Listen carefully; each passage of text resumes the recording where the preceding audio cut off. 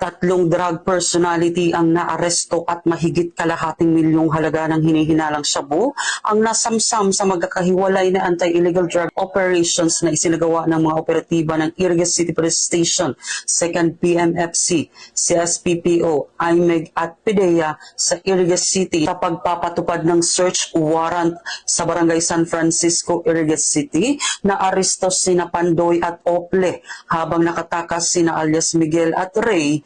Na-recover sa operasyon ang 12 sachet ng hinihinalang shabu na tumitimbang ng 35 gramo at nagkakahalaga ng 238,000 pesos. Ayon kay Police Colonel Virgilio O. Olalia Jr., Provincial Director ng Camarines Sur PPO, patuloy na paihigtingin ng Camarines Sur PNP ang kampanya laban sa illegal na droga at ang pagtugis sa mga natitirang sospek upang mapanagot sa batas. Mula dito sa Camarines Sur Police Provincial Office, ako po si Police Staff Sergeant Gerald A. Corporal, nag-uulat sa Police News Network.